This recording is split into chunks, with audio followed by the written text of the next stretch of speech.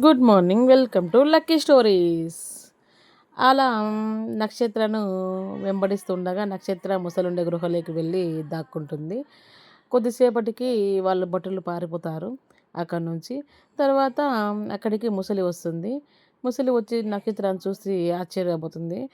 ఏంటి నక్షత్ర, నువ్వు ఇక్కడ ఉన్నావు? నీకోసమే మేము వెతుకుతూ ఉన్నాము అనేసి అన్నప్పుడు నక్షత్ర ఆశ్చర్యపోతుంది. నా కోసం ఎందుకు వెతుకుతున్నారంటే, లేదు సింహం, ఎందుకో నువ్వు చాలా గుర్తుకొస్తున్నావు అనేసి ఎంతగానో నీ గురించి ఆలోచిస్తున్నాడు. నీ గురించనే మేము కూడా వెతుకుతూ ఉన్నాం అన్నప్పుడు నక్షత్రం అయ్యో అని ముసలిని హత్తుక్కొని ఎంతగానో ఏడుస్తూ ఉంటుంది. అయ్యో నక్షత్ర, ఏమైంది, ఎందుకు ఏడుస్తున్నావు అని అన్నప్పుడు ముసలి అదేం కాదు, ఇలా మా అమ్మ నాన్న వాళ్ళు బందీ చేసినారు. రాజ్యంలో చాలా గొడవలుగా ఉన్నాయి. నాకంటూ సహాయం చేసేదానికి ఎవరు లేరు.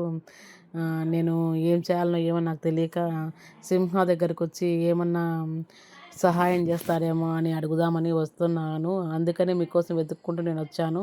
నేను వచ్చిన కొద్దిసేపటికి నా వెనకాల నన్ను చంపడానికి మళ్ళీ అదే విధంగానే భటులు వచ్చారు అని అన్నప్పుడు ముసలికి చాలా కోపం వస్తుంది. కోపం వచ్చి ఏం జరుగుతుంది, ఎప్పుడు నిన్ను చంపాలని, ఎందుకు వాళ్ళంతగా పగబట్టి ఉన్నారు అనేసి అన్నప్పుడు ఏం లేదు, ఆ రాజ్యం అంతా మాదే, మా నాన్నగారే ఇదే, అయినా కూడా మంత్రి మమ్మల్ని మోసం చేసి ఈ విధంగా మమ్మల్ని ఇబ్బంది పెడుతున్నాడు అన్నప్పుడు సరే అలాగే నేను చెప్పినట్లు నువ్వు చెయ్యి అని చెప్పినప్పుడు ముసలి వచ్చేసి ఒక లేఖలో ఏమని రాస్తుందంటే, ఈ రాజ్యంలోకి నేను వస్తున్నాను, మీ రాజు కొడుకుని నేనే అని చెప్పి సింహ పేరు రాయి అని చెప్పి, సింహ పేరు వచ్చేసి సింహ కాదు తేజసింహ అని చెప్తుంది. చెప్పిన వెంటనే నక్షత్ర సంతోషంతో రాజ్యంలోకి వెళ్ళిపోయి ఆ పేపర్లన్నిటి పత్రికలపైన వేపించి రాజ్యమంతా అంటించేస్తుంది.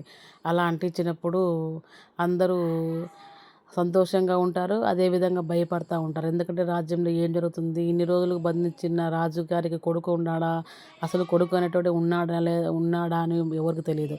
అలా తెలిసిన రాజ్యంలో ప్రజలందరూ ఆశ్చర్యపోతారనమాట. ఆశ్చర్యపోయి అలాగే ఎదురు చూస్తూ ఉంటారు. మన రాజు కొడుకు వస్తున్నాడా? రాజు కొడుకు. అప్పుడు మంత్రి అక్కడి నుంచి ఆశ్చర్యపోతాడు. ఎక్కడి నుంచి వస్తున్నాడు? అసలు ఎక్కడున్నాడు? నాకు తెలియదే అనేసి మంత్రి భయంతో ఎలాగైనా వీళ్ళని చంపేయాలనేసి మరీ ఉత్కంఠంగా వెళ్ళి రాజు దగ్గరికి వెళ్ళి చంపాలని ప్రయత్నాలు చేస్తూ ఉండగా అక్కడికి నక్షత్ర వెళ్తుంది. నక్షత్ర వెళ్ళి ఏమి నన్ను చంపే ప్రయత్నం చాలదని మా నాన్నను కూడా చంపేకొస్తున్నావా? చెప్పాను కదా, మాకంటూ ఒకరు వస్తారు, ఒకరు ఉన్నారనేసి.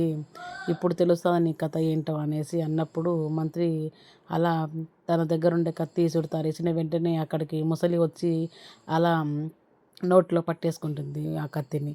పట్టేసుకుని ముసలిని చూసి అక్కడున్న ప్రజలంతా భటులంతా పారిపోతారు. ప్రజలు భటులంతా పారిపోతారు. పారిపోతే అక్కడుండే మంత్రిని కూడా పరిగెత్తిస్తుంది. అలా పారిపోయిన మంత్రి ఒకచోట పైనెక్కి కూర్చొని అసలు నా రాజ్యంలోకి నీకేం పడింది, నువ్వెందుకు వచ్చినావు, అది ఇది అని చెప్తే ఆ ముసలి గట్టిగా అరుస్తూ అక్కడుండే వాళ్ళందరినీ భయపెడుతుంది. భయపెడితే అక్కడ నక్షత్రంగా మనం వెళ్దామని చెప్పి రాజును రాణి